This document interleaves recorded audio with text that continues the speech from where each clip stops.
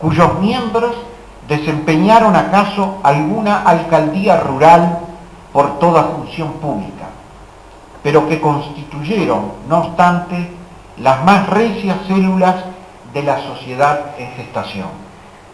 Me refiero a los antiguos pobladores de estancias, releas iletradas y laboriosas, que afrontaron la soledad y la barbarie sin advertir siquiera que al amasar su propia fortuna fundaban la riqueza del país y echaban los cimientos de su futura independencia política. ¿Por qué iniciar el abordaje del tema que propusimos con una mención a esta polémica implícita que apenas rozó el ambiente intelectual en el conformista Uruguay de los años 20? Por una razón ineludible. Zunfelde expresaba en las páginas del vocero oficioso del poder la desconfianza ante cualquier visión del pasado que se alejara del esquema interpretativo del presente y orientador del futuro que se predicaba como inmutable y justo. Actitud ganada por el anacronismo, sin duda, aletargante en términos de un saber racional, pero hegemónica en el discurso público oficial y en el seno de la intelectualidad aledaña. Por otra parte, ¿cómo no traer a colación esta incapacidad para advertir el potencial que la genealogía porta para el perfeccionamiento del conocimiento histórico? ¿Cuánto ayuda a develar conductas, prejuicios, opciones, estrategias? Si la genealogía y esa visión de la genealogía ha sido y en buena medida sigue siendo uno de los inconvenientes para validar científicamente a la disciplina en el concierto de las ciencias humanas. Una reciente encuesta de genealogía es todavía minusvalorada o recluida a una función algo más que rutas prefijadas, y hacerlo para múltiples indagatorias. Un texto que resume la generosidad de su autor para con sus colegas y sobre todo para con los futuros cultores de la disciplina. De allí el valor que adquiere la autocrítica que al cerrar la presentación de su segunda edición, a la postre póstuma, adoptaba Apolan al decir: nadie mejor que nosotros para advertir los defectos y las insuficiencias de la primera edición de Génesis, que consideramos actualmente solo una primera aproximación a lo que podría ser semejante obra, lamentando que nuestra edad nos obligue a publicar también esta segunda edición en un estado susceptible a sensibles mejoras.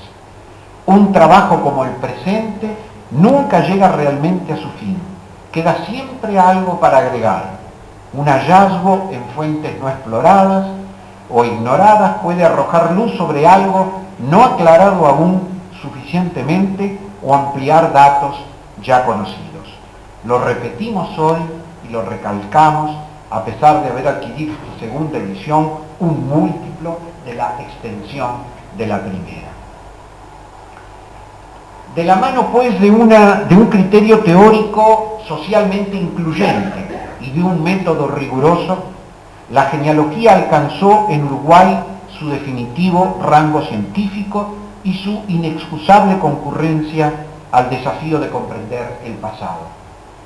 A partir de entonces, su cultivo exigió una ponderación especial para que los factores que habían contribuido a su corrupción no hicieran nuevamente irrupción en la sociedad empecinadamente democrática que Uruguay ha pretendido ser.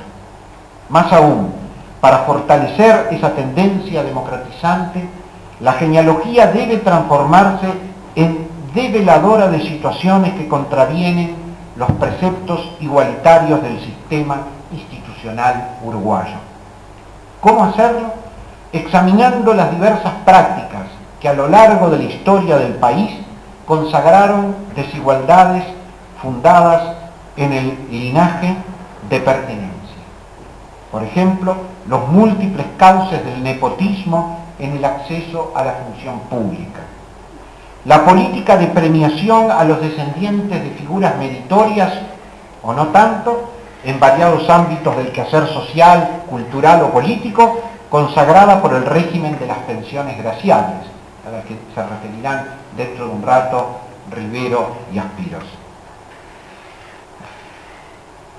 O la cooptación por razones generalmente inconfesadas de tradición familiar en funciones de dirección o representación pública, para señalar algunos de los campos posibles. Y exponiendo los sustentos genealógicos de las respectivas situaciones. ¿Que esto puede ser molesto? Probablemente, pero en todo caso pondrá a la genealogía en las antípodas de la antigua condición servil que la envileció. Su reconversión democrática le permitirá, en todo caso, cumplir con lo que Lucien Febvre vislumbraba como contribución innovadora de las monografías de familia. El gran historiador francés decía: constituyen otro medio de alcanzar la realidad social, no menos útil ni menos indispensable para el estudio y la investigación.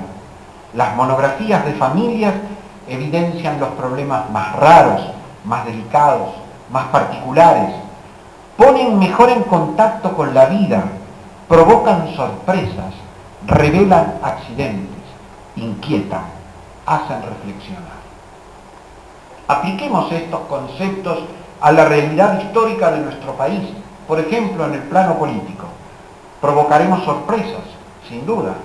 Inquietaremos a la ciencia política, es de esperar. Haremos reflexionar a los ciudadanos, no está mal. Buena contribución, en fin, a la sociedad en su conjunto.